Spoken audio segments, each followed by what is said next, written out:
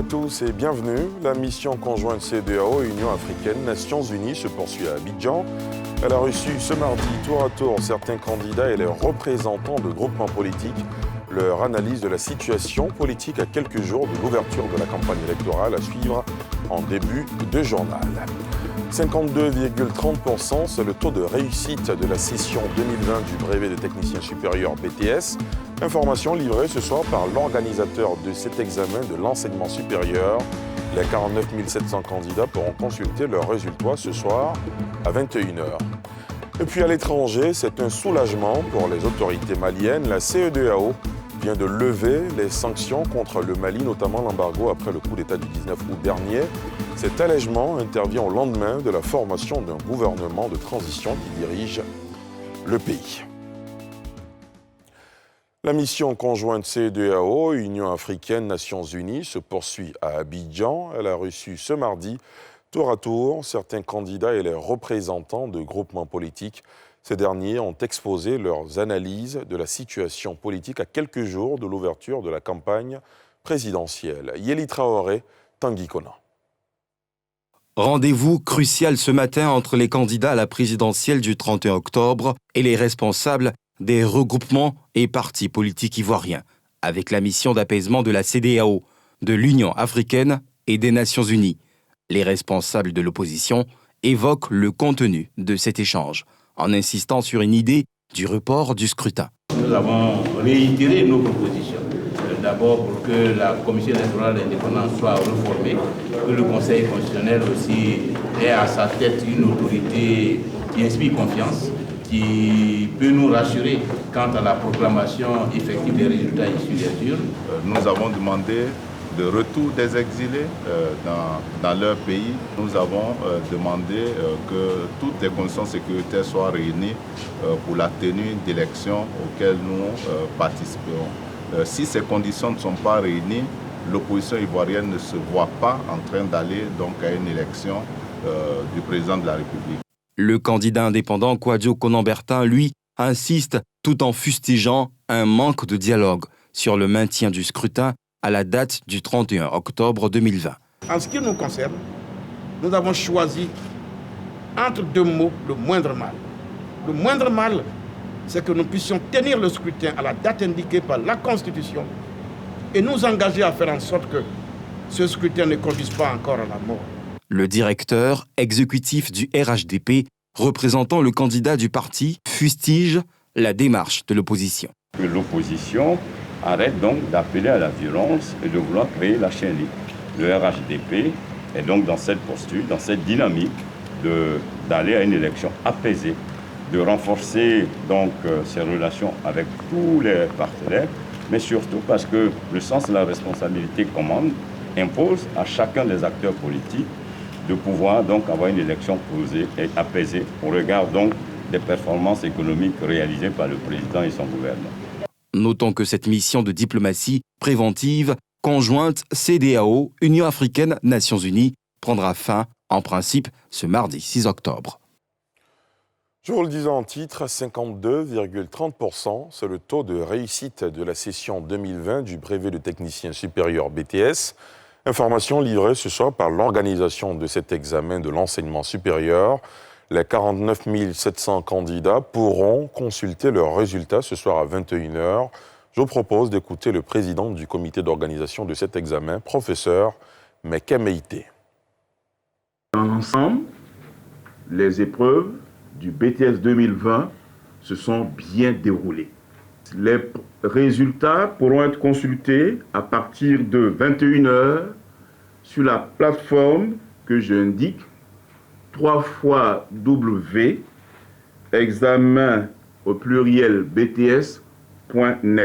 Sur les 49 700 présents, nous pouvons déclarer un taux d'admissibilité de 52,30%.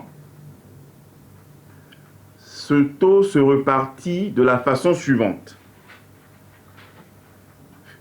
En industriel, nous avons 7 875 admissibles, soit un taux de 59,11%.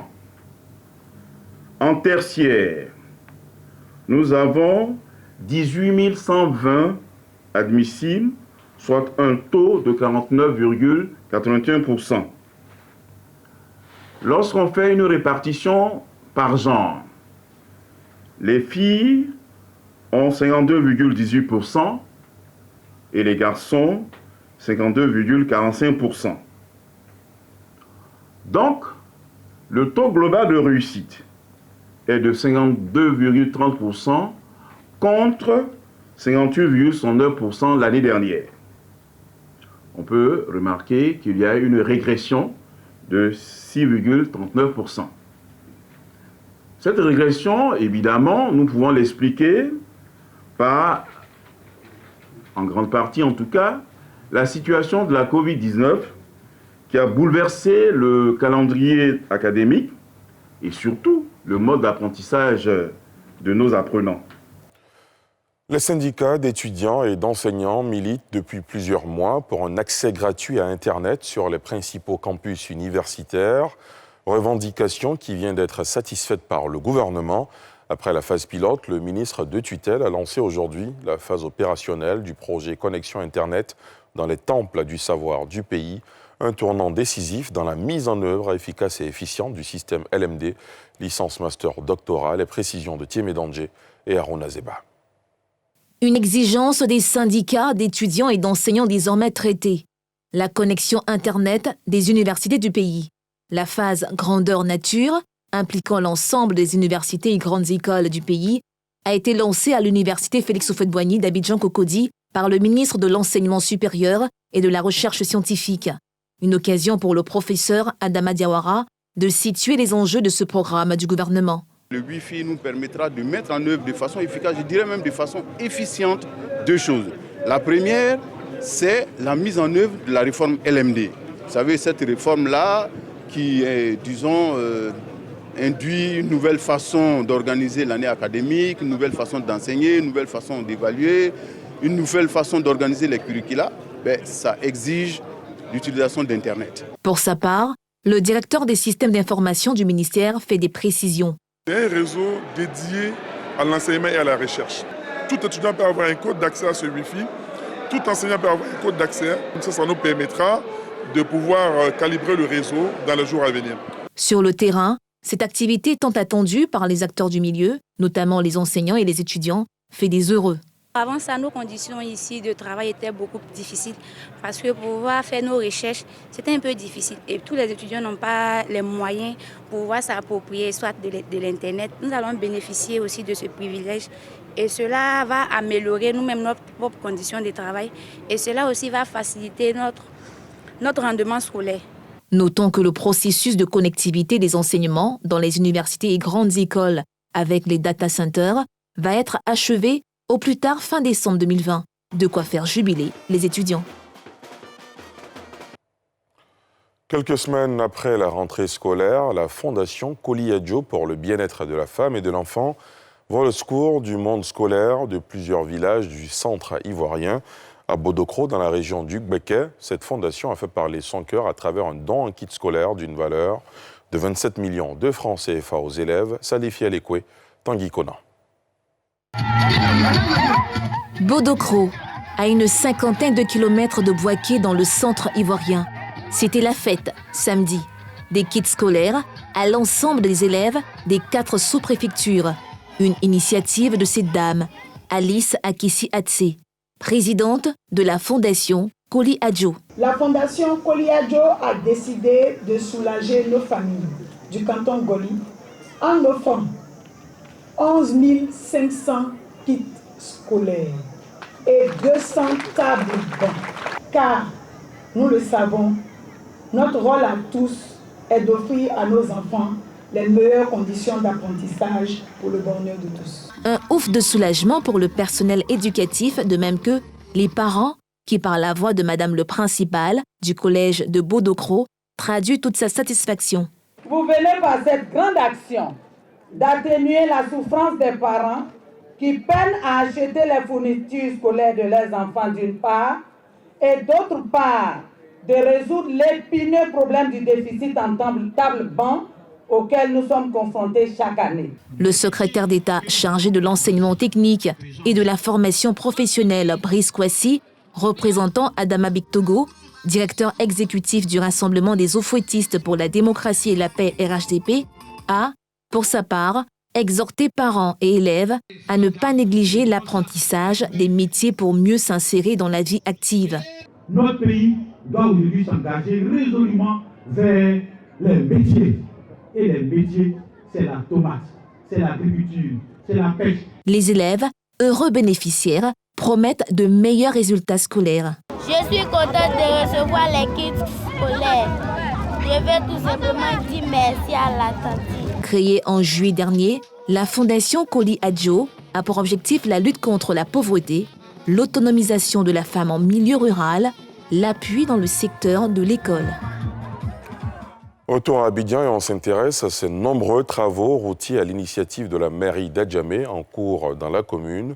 Des travaux qui à terme redonneront une fière allure à cette commune. Le maire s'est imprégné ce mardi de l'état d'exécution. Salif Yalikwe et Rikimo. Visite des chantiers ce jour pour le premier magistrat de la commune d'Adjamé. Farid Koussoumaoro et ses équipes ont fait un tour d'horizon sur plusieurs chantiers en cours dans sa cité. Une commune, carrefour de la ville d'Abidjan, fortement fréquentée. Du quartier Saint-Michel à Williamsville, en passant par le camp de gendarmerie d'Agban, le maire a voulu toucher du doigt l'évolution des travaux supervisés par son directeur technique. Les travaux réalisés sont des travaux d'assainissement. Dans presque toutes les communes, ça se réalise ici à Williamsville parce que là, nous sommes à un point bas. Et à un point bas, chaque fois qu'il pleut, le réseau il est défaillant de ce côté. Et donc chaque fois qu'il pleut, toute l'eau là, il est à côté là. Donc voilà pourquoi l'étude depuis 2015, on a cherché à prendre les points bas et puis à améliorer l'assainissement existant en amont. À en croire Farid Koussoumaoro, les difficultés sur plusieurs sites emblématiques, comme ici à la gare routière, fortement dégradée et difficile d'accès, ne seront que de vieux souvenirs. C'est un sentiment de satisfaction pour le conseil municipal que nous avons l'honneur de diriger à Djamé. C'est un grand projet qui avoisine les 20 milliards de francs. Ça concerne la gare routière parce qu'il y aura des travaux de bitumage, de voirie et tout ça. Et ça prendra le boulevard Nangui à Brogua, la rue Bassri Kidjabi pour descendre sur le boulevard de Gaulle. Engagée depuis plusieurs mois, la fin des travaux est vivement attendue par les populations. Et ce soir, votre programme Sans réserve reçoit M. Gervais Coulibaly, président d'un parti politique, Cap UDD. Vous le voyez sur ces images, il est déjà sur nos antennes. Gervais Coulibaly, président du Cap Unir pour la démocratie et le développement, Cap UDD, qui sera donc avec nous dans Sans réserve juste après ce journal. Autre sujet, le ministre de la Ville, François Amicha, a entrepris une tournée de sensibilisation des communautés Nzima des Grands Ponts à la préservation de la paix. Première étape, le centre culturel de Dabou. Cette activité intervient à exactement une dizaine de jours de l'ouverture officielle de la campagne électorale en vue de la présidentielle d'octobre prochain. Pierre Dipomelin et Mathurin Badé. Centre culturel de Dabou. Les communautés Nzima Kotoko de Jacquesville, Ndjem, Layo et Dabou, venus écouter un des leurs, le ministre François Albert Amicha, à l'approche des élections présidentielles qui, très souvent, riment avec troubles et violence, le ministre de la Ville a exhorté ses parents à préserver les acquis du développement par la paix. Si on doit trouver de l'argent pour les jeunes, si on doit trouver de l'argent pour les femmes, si on doit trouver de l'argent pour arranger nos villes, il faut qu'il y ait la stabilité, il faut qu'il y ait la paix, il faut qu'il y ait l'union, il faut qu'il y ait la solidarité, il faut que nous nous entendions. Et vous avez remarqué que depuis 2011, que le président Alassane est arrivé, on n'a plus de gros problèmes. Pour lui, les jeunes doivent plutôt être porteurs de projets s'ils veulent socialement se réaliser. Pour ceux qui ne savent pas monter les projets, pour que la cellule de la mairie en charge de la jeunesse puisse vous aider à faire un projet fiable, de telle sorte que vous puissiez bénéficier des fonds de l'État. À nos mamans, à nos femmes, à nos sœurs, c'est exactement la même chose avec la première dame, Madame Dominique Ouattara. Et il y a des femmes de la région des Grands Ponts qui en ont bénéficié et qui continueront à en bénéficier. Dans 10 jours, c'est l'ouverture officielle de la campagne présidentielle en Côte d'Ivoire selon le calendrier électoral. Le ministre François Albert Amichia tient bien son bâton de pèlerin. Après l'étape de Dabou, cap est mis sur Grand Laou. À l'étranger, c'est un véritable soulagement pour les autorités maliennes. La CEDEAO vient de lever les sanctions contre le Mali, notamment l'embargo après le coup d'État du 19 août dernier. Cet allègement intervient au lendemain de la formation d'un gouvernement de transition qui dirige le pays. Pierre Dipomela. La formation d'un gouvernement de transition au Mali est considérée par la CEDEAO comme une avancée notable vers la normalisation constitutionnelle. En retour, les chefs d'État et de gouvernement de l'organisation sous-régionale lèvent les sanctions économiques qui pesaient sur le pays.